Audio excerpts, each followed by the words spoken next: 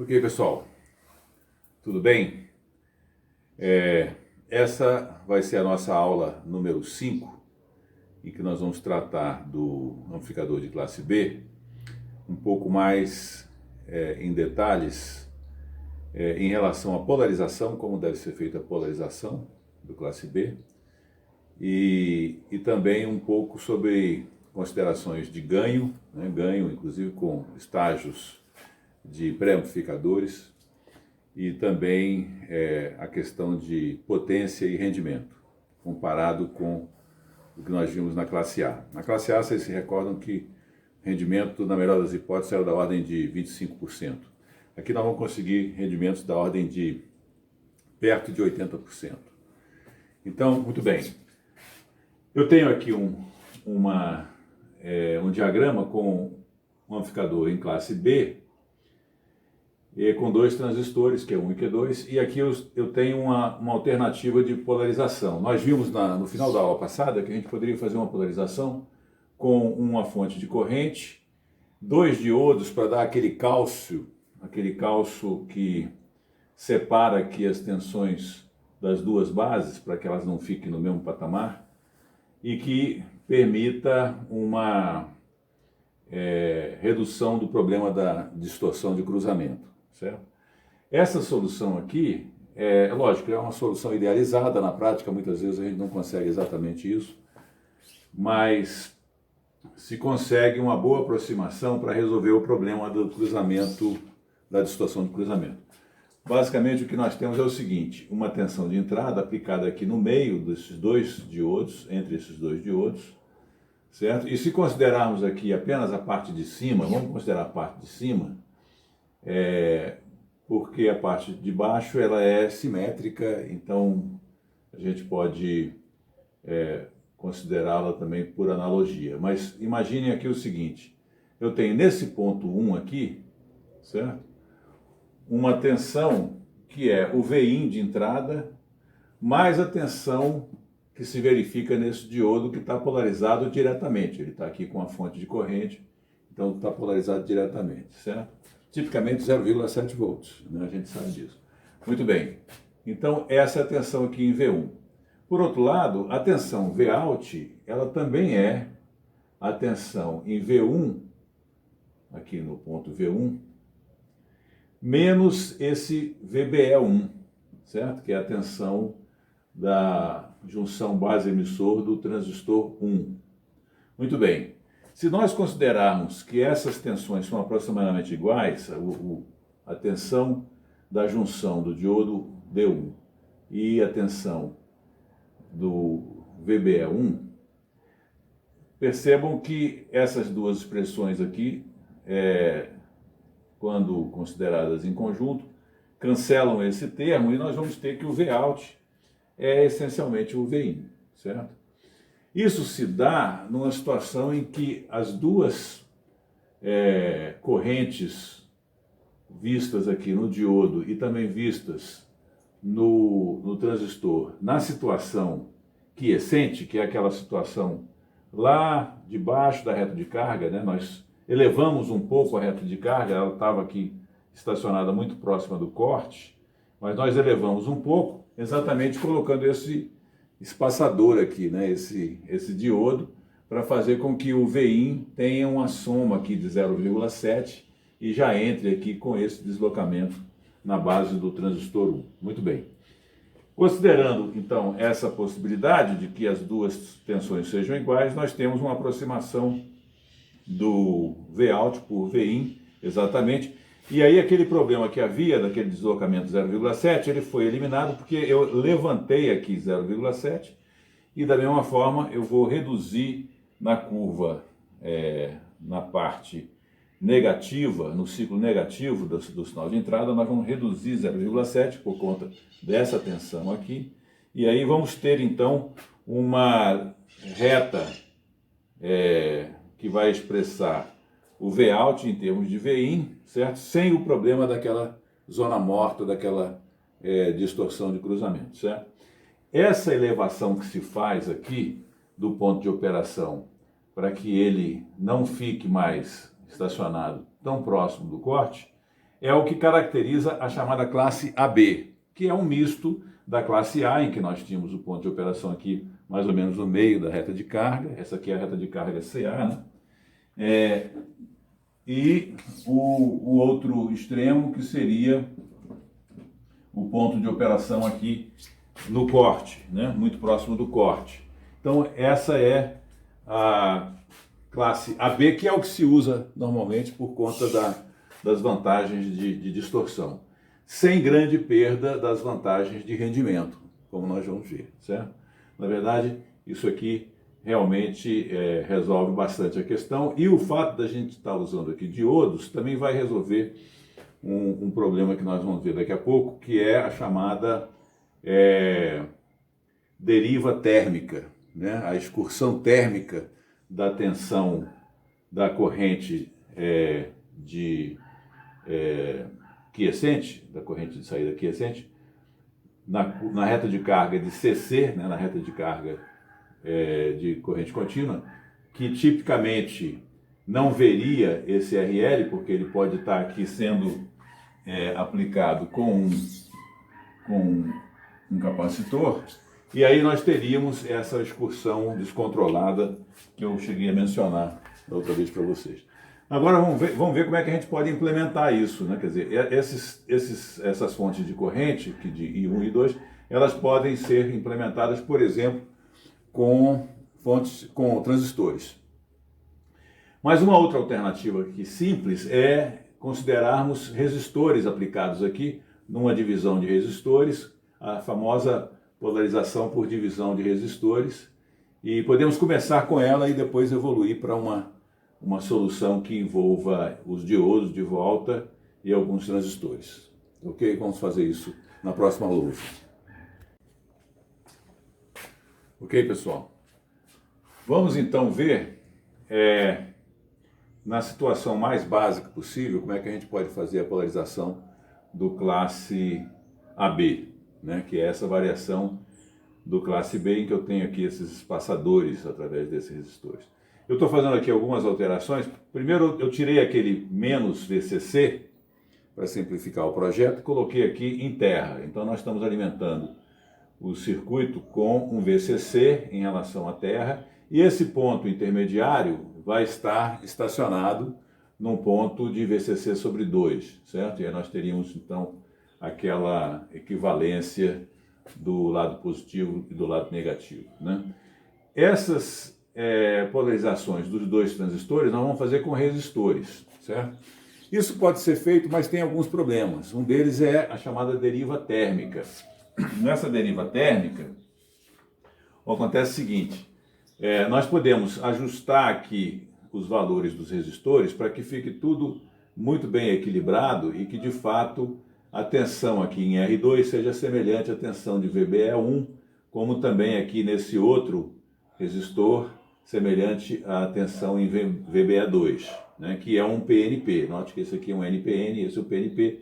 Então notem aqui que o sentido também da corrente e da tensão, eles estão colocados de acordo, né? Sempre contrário aqui à corrente. A corrente vem aqui para baixo, a tensão vai para cima, a corrente vem para baixo aqui, a tensão vai para cima, certo? Muito bem.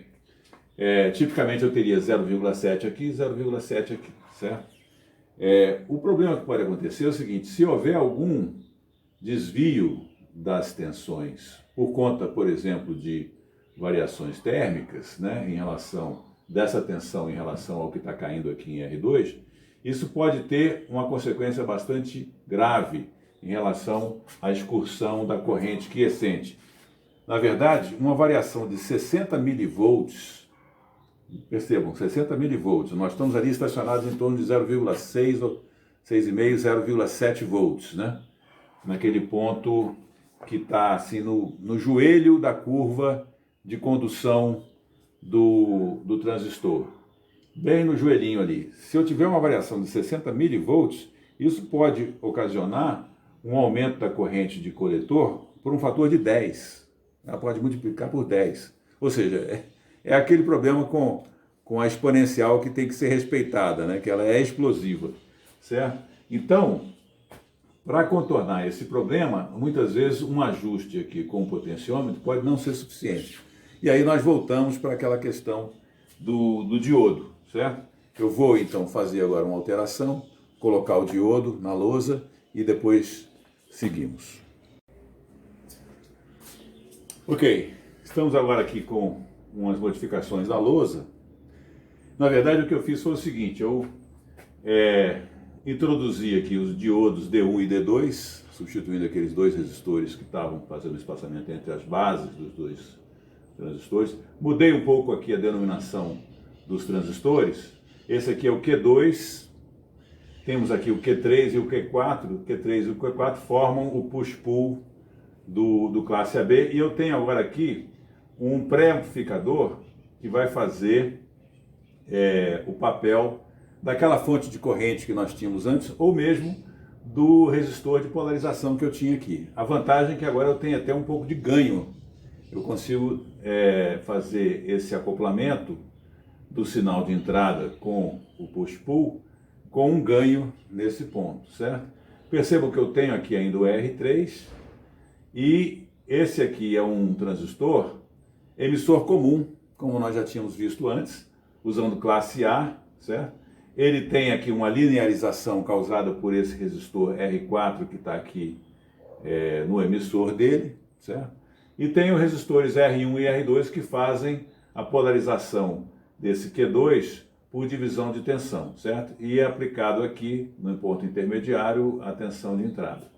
Vocês percebam que está faltando aqui um Q1, é porque daqui a pouco a gente vai colocar um estágio anterior, certo? De pequenos sinais, que vai alimentar esses dois estágios. Esse aqui seria já um amplificador de grandes sinais, mas em emissor comum, classe A. E aqui eu tenho então o push-pull em coletor comum, né, seguidor de emissor, em classe AB, na verdade, por causa dos deslocamentos, tá certo? Então, essa polarização aqui é uma polarização bastante vantajosa, que é utilizada em muitos casos.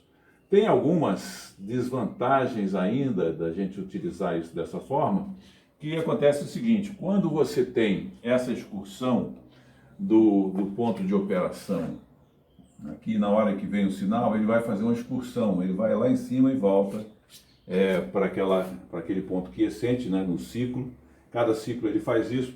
E essa variação de corrente de coletor vai fazer uma alteração no GM, certo? Na transcondutância. A gente sabe que a transcondutância era dada pelo IC, né, o IC em CC, né, o IC quiescente. No caso de uma excursão como essa, eu tenho que considerar essa variação como se fosse uma variação do ponto de operação, né, porque é uma excursão ampla. E o IC dividido pelo VT, que é a tensão térmica. Muito bem. Com isso, o GM vai variar ao longo do tempo, né? E aquela expressão para o ganho que nós conhecemos, que é a expressão do ganho, que seria o RL, né, que está aqui, aplicado aqui ao emissor, né? Isso aqui é uma configuração emissor comum, olhando aqui para o Q3 ou para o Q4, né? Cada um vai operar num determinado ponto da curva de entrada, né, do sinal de entrada, sinal positivo, sinal negativo. Vamos considerar então separadamente. E aqui embaixo eu tenho o RL mais 1 sobre GM, certo? Então, esse GM, como nós vimos, ele é o IC dividido por VT, certo? O VT está quietinho lá, são os 26 milivolts da temperatura ambiente. Agora, o IC está excursionando. Então, isso aqui vai ter um aumento, cada vez que isso aqui aumenta, esse 1 sobre GM aqui, ele vai se reduzir, certo? Ou seja, isso aqui vai oscilar um pouco entre algo que pode ser, nós vimos um exemplo aí que era 1/10, né? Aqui era 8 ohms, aqui era 8 ohms, aqui era 0,8 ohms, né? Ou seja, a conta toda vai dar 8 por 8,8 dá 0,9, certo? Para o ganho. Mas acontece que na hora que eu subir aqui com o IC, esse GM 1/N vai ficar muito pequeno, isso aqui vai se aproximar de 1. Ou seja, vai haver uma oscilação de ganho entre 0,9 e quase 1 aqui, certo? Que para áudio vai causar um desconforto para quem estiver ouvindo, né? Aquela oscilaçãozinha. Isso reduz, então, as vantagens dessa configuração para alta fidelidade. E aí nós temos que fazer uma coisa um pouco mais adequada. A sugestão que o Razav dá é usar um amplificador operacional na entrada com uma realimentação negativa. Aliás, tem um errinho lá no Razav que vocês vão ver que o amplificador operacional está com as entradas invertidas. Ele deveria ter a realimentação entrando na entrada negativa, que é a entrada inversora, né? Vocês podem fazer a correção lá. Muito bem. Eu vou, antes de seguir adiante aqui, vou colocar essa sugestão de implementação do Razav na lousa e depois nós vamos voltar para uma avaliação um pouco mais detalhada da análise de um conjunto de 3 estágios de amplificação, começando com 2 estágios em classe A, um pré-amplificador, um amplificador já de grandes sinais, e aí, por fim, um amplificador classe AB. Nós vamos ver o ganho e as configurações de tensão, quais são os valores e quais são as impedâncias. Vou fazer uma análise bastante completa, baseada no livro do Malvino, que faz isso de uma forma bem didática, ok? Voltamos já. Ok.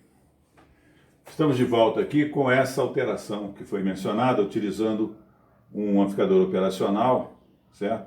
Numa configuração de amplificador não inversor, a entrada está entrando aqui na entrada positiva, a entrada não inversora, e tem uma realimentação negativa que faz um ajuste de ganho, inclusive aqui com R2 e R1, que podem ser ajustados.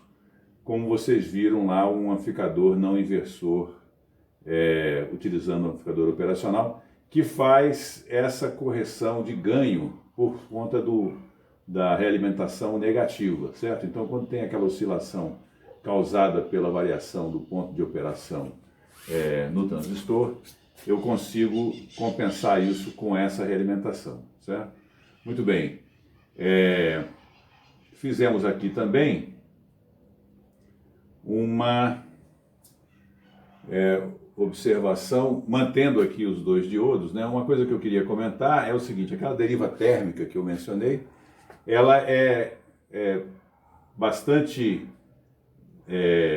bem compensada pelos diodos. Por quê? Porque a variação térmica que possa haver nas tensões e nas correntes causadas pelo aquecimento, quer dizer, o aquecimento dos transistores vai ocasionar uma adaptação nas correntes de cada um dos transistores, mas essa mesma adaptação vai ser verificada aqui nos diodos, certo? Considerando que há uma similaridade entre as junções do diodo e a junção base-emissor de cada um dos transistores, certo? E essa compensação, então, ou seja, aqui eu tenho uma deriva térmica que é compensada aqui e as duas coisas se ajustam, então eu não tenho aquele ajuste, aquela discursão térmica, aquela chamada deriva térmica, que acontece quando eu não consigo acompanhar a variação de VBE1 com essa variação que acontece no caso anterior do diodo, né? Aqui eu estou acompanhando porque, perdão, no caso anterior, quando era um resistor, né? Aqui eu estou acompanhando porque agora tem um diodo que vai ser afetado da mesma forma pela variação de temperatura, certo? Isso se dá particularmente melhor se eu estiver com esses componentes todos num circuito integrado, porque eles vão estar realmente sujeitos à mesma temperatura. Se eles estiverem com componentes discretos, pode ser que a variação de temperatura não seja a mesma, e aí eu tenho que me preocupar com a questão da deriva térmica, tá certo? Ok. Na próxima lousa, nós vamos ter aqui um diagrama de um sistema completo de amplificação com 3 estágios. Já voltamos.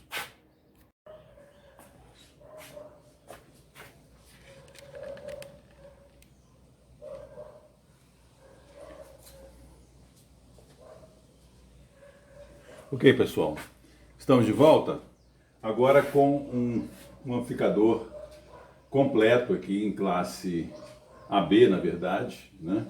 Com um pré-amplificador aqui de pequeno sinal, esse primeiro estágio. Tem aqui a entrada de sinal. Esse pré-amplificador ele está na configuração emissor comum, é um amplificador classe A, que alimenta um amplificador intermediário de médio sinal, também emissor comum, também em classe A, que é o amplificador caracterizado aqui por esse transistor Q2, certo? E por sua vez, temos aqui então a alimentação do estágio final, que é um estágio de grande sinal, em coletor comum, seguidor de emissor, em classe AB, certo?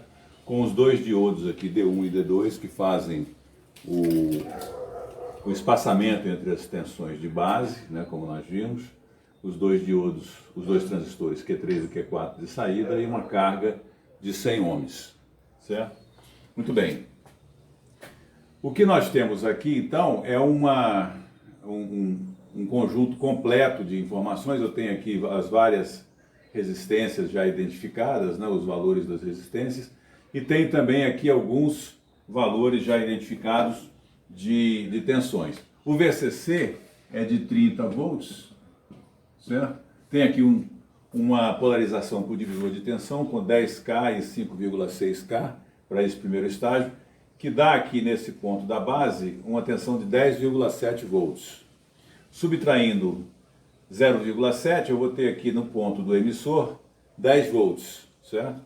Que vai então ocasionar uma corrente de emissor de 10 miliamperes, né? Que é os 10 volts divididos por 1 quiloohm. Esse capacitor aqui, ele faz com que a parte DC não veja, ou melhor, o sinal de AC não veja esse resistor, mas o sinal de DC vê efetivamente e isso afeta a polarização. Não vai haver nenhum efeito sobre o ganho, porque para a parte de CA, né, para avaliação de CA, eu não tenho aqui esse resistor de degeneração de emissor, como ele é chamado, que nós já vimos antes, né? Tem também aqui um resistor de carga, que é 1K, um acoplamento capacitivo com o segundo estágio, nós já vamos ver isso. Mas antes disso, vamos só avaliar aqui, eu tenho o IC, então, do primeiro transistor, IC de Q1, é de 10 miliamperes, e isso já me permite calcular o GM, a transcondutância do Q1, que é 10 miliamperes dividido por 26 milivolts, a tensão térmica, que resulta em 0,385 Siemens. Normalmente eu vou utilizar isso aqui na forma inversa, 1 sobre GM, que vai resultar em 2,6 ohms, ok? Muito bem, no segundo estágio, nós vamos ter que ver também a questão das impedâncias e tudo, mas em relação às tensões, eu tenho aqui um divisor de tensão de 12K com 1K, ajustável aqui, para que eu tenha uma tensão de 2,13 volts na base do Q2, que vai me permitir então ter uma tensão de emissor de 1,43 volts. Nesse caso, é aquele chamado amplificador com degeneração de emissor, e eu também é chamado de linearizado, né? Porque eu vou linearizar as curvas de ganho em função dessa realimentação que se verifica aqui.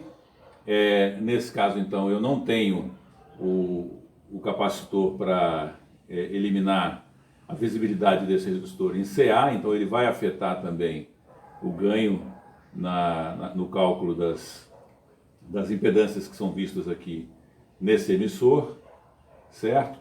E com essa tensão de 1,43 volts em cima de 100 ohms, eu vou ter uma corrente de Q2, uma corrente de emissor e coletor, nós estamos considerando que são aproximadamente iguais, já que os betas todos são de 100. Então eu tenho betas elevados, posso fazer a aproximação de que a tensão, a corrente de emissor e de coletor são iguais. Senão eu vou ter que fazer aquele ajuste do fator de alfa, né, que no caso aqui seria da ordem de 101 por 100, certo? Um número bastante próximo de 1.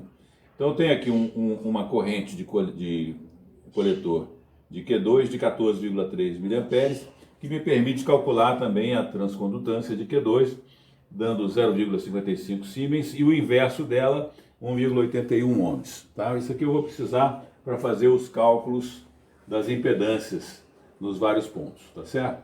Eu vou apagar essa parte de baixo aqui da lousa para poder introduzir os cálculos que nós vamos fazer para avaliar os ganhos do primeiro estágio, do segundo estágio, do terceiro estágio e naturalmente depois a composição dos 3 estágios, certo? Eu quero também saber qual que é a máxima tensão de excursão, a chamada MPP, né, a máxima. Eu comentava com vocês da questão dos parâmetros que nós gostaríamos de calcular para esse amplificador. Então, além do ganho completo dos vários estágios, a gente também quer calcular a máxima excursão pico a pico, que pode acontecer aqui na saída, evitando os extremos, né, de corte e de saturação. E, por fim, qual é a tensão de entrada que resulta naquela máxima excursão admissível sem deformação do sinal, tá certo? Ok. Na próxima lousa, então, nós vamos ter esses cálculos aqui embaixo.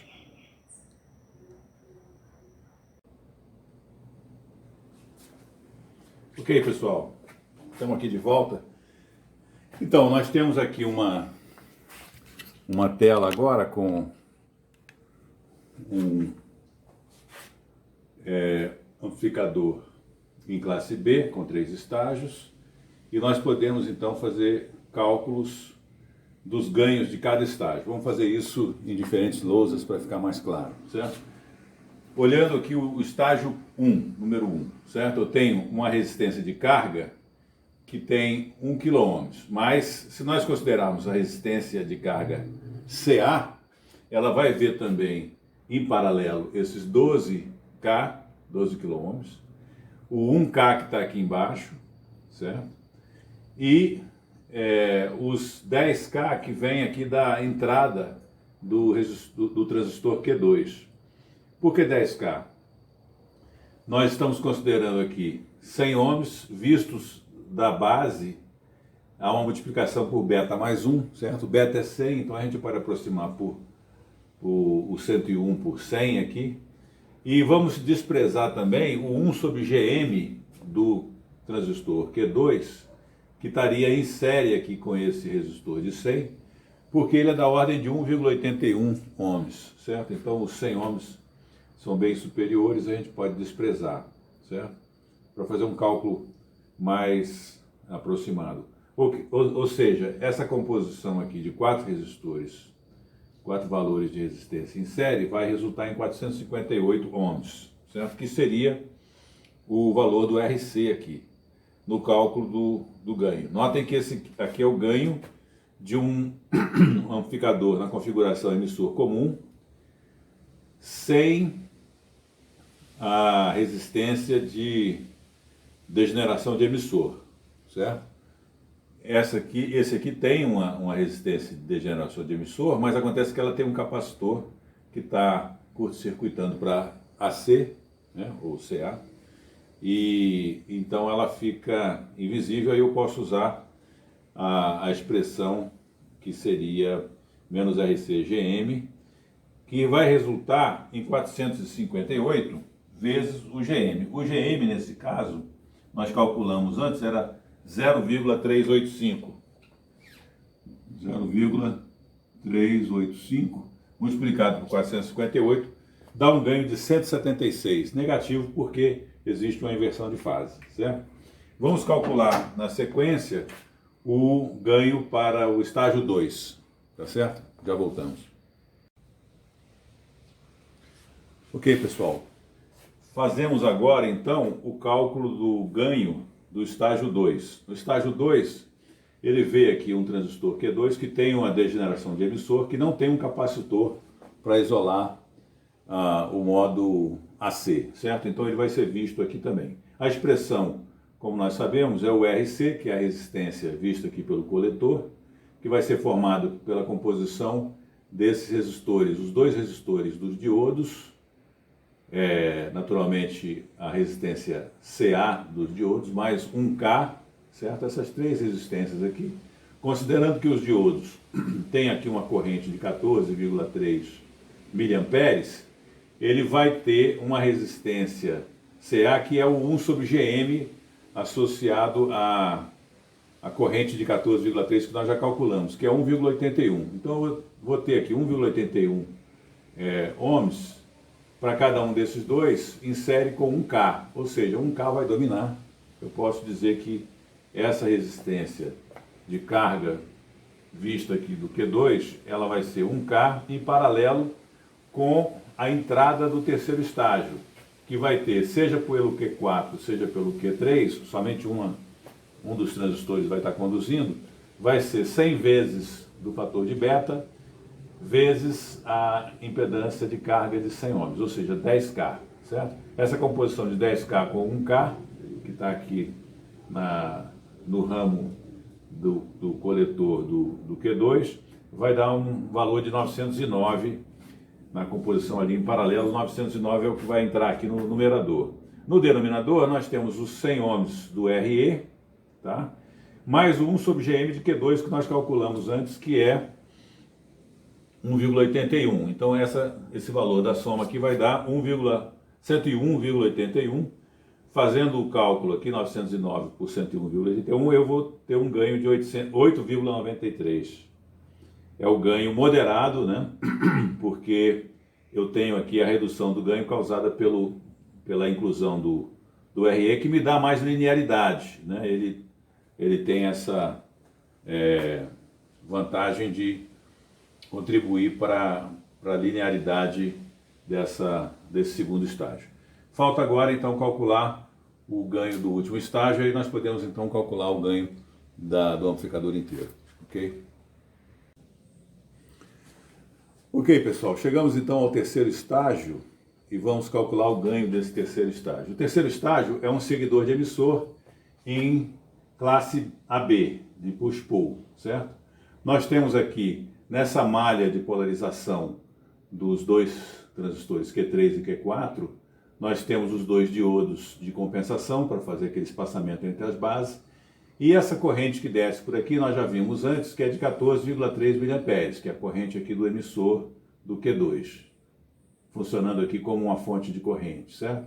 Muito bem, por conta disso, a corrente que vai acompanhar a junção base-emissor do transistor que estiver conduzindo vai ser a mesma corrente de 14,3, pela semelhança das polarizações das duas junções, do D1 e do transistor que estiver conduzindo. Vamos supor que seja o Q3, perfeito? Então, essa corrente também é de 14,3 miliamperes no ponto quiescente, né, no ponto de operação. Isso vai resultar num GM associado ao Q3 ou ao Q4, aquele que estiver conduzindo, de 0,55 Siemens, que é o que nós já calculamos para uma corrente de coletor de 14,3 miliamperes, né? 1 sobre GM, então, vai ser 1,81 ohms. A fórmula para o ganho de um seguidor de emissor é a resistência RE, que é vista no emissor, que no caso é 100 ohms, né, a resistência de carga aqui, mais essa mesma resistência somada a 1 sobre GM, que resulta em 101,81. Dividindo 100 ohms por 101,81 vai dar um ganho de 0,98, um pouco abaixo de 1, como nós já imaginávamos.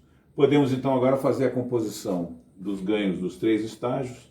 Os dois primeiros são estágios emissores comum, que tem ganhos negativos, né? Menos 176, e esse outro, o segundo estágio, com ganho de menos 8,93.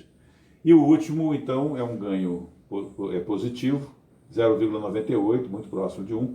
A composição dos três continua sendo positiva, né, por conta dessa compensação aqui dos dois negativos, de 1.540. É o ganho dessa composição de três estágios. Nós vamos ver agora qual que é o máximo valor de excursão sem distorção que eu posso ter nessa saída, né? E aí, por fim, vamos calcular qual que deve ser a tensão de entrada, pico a pico, para resultar nesse máximo valor de excursão pico a pico, o MPP, ok? Ok, chegamos então no cálculo final aqui desse exemplo de amplificador de três estágios. Nós vamos avaliar a máxima excursão pico a pico na saída, certo? Relembrando que na reta de carga nós estamos estacionados aqui muito próximos do corte, mas naquele ponto de joelho, né? Pode haver a pergunta em relação a por que a corrente quiescente era igual àquela do diodo. É porque o transistor não está ainda começando a conduzir, ele está naquele limiar do joelho da curva de condução, ou seja, as polarizações do diodo e da junção base-emissor são idênticas e por conta disso as duas correntes são idênticas. Muito bem. E nós podemos aproximar aqui na reta de carga essa excursão total até o ponto de saturação aqui, que na verdade começaria a acontecer um pouco antes, né, por conta daquela diferença de 0,7, mas podemos aproximar que essa excursão total aqui, no máximo, vai ser o próprio VCE quiescente, que está aqui num valor de VCC sobre 2. Né? Nós estamos dividindo aqui toda a excursão de VCC em duas partes, para a parte positiva e a parte negativa. Então esse ponto intermediário, ele tipicamente vai estar em 15 volts, que é a metade da excursão, certo? Que é o VCC sobre 2 aqui. Aqui nós temos a corrente máxima, que é o VCEQ dividido por RL, que é 100 ohms. Mas tudo bem, aqui eu já tenho o valor que eu preciso, que é do VCEQ, de 15 volts. O MPP é a excursão pico a pico, ou seja, duas vezes esse VCEQ, que é 30 volts, certo? Agora, então, eu posso calcular o Vin necessário para chegar nessa excursão máxima, que seria o 30 volts dividido pelo ganho da composição dos três estágios, que foi calculado como 1.540. Isso dá um resultado de 19,4 milivolts. É quanto eu preciso de colocar aqui na tensão de entrada, 19,4 milivolts pico a pico, certo? Para obter essa excursão máxima que eu obtenho na saída, antes que comece a haver a distorção causada pela saturação aqui nesse ponto da reta de carga, certo? Quando haveria a clipagem, né, do pico da excursão senoidal aqui, ok? Isso aqui completa esse exemplo. Nós vamos na próxima aula começar com uma análise das eficiências. Eu falei que poderíamos fazer isso ainda hoje, mas é preferível começar a próxima aula com essa análise, é uma análise curta, e nós vamos ver que essas configurações têm rendimentos que se aproximam da ordem de valores da ordem de 0,8, ou seja, 80% de eficiência, tá ok? Até lá!